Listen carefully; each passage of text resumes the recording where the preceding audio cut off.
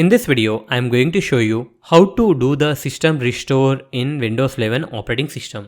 To do the system restore, in the search box, simply type system restore and click on create a restore point. In this window, under system protection tab, you will have this option system restore.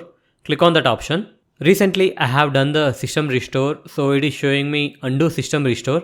For you, it will automatically select the restore point. But I always select this second option, choose a different restore point and click on next. It will show you the list of restore points you have created. Select any one of these restore points. If you don't know how to create a restore point, I made a separate video on how to do that. I will give the link in the description box. Please do check that.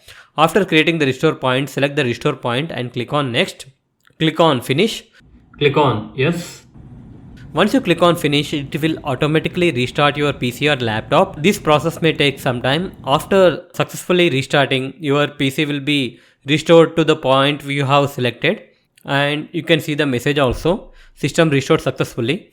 So that's it guys. In this way, you can do the system restore in Windows 11 operating system. Hope you like this video. Please do subscribe to our channel. Thank you.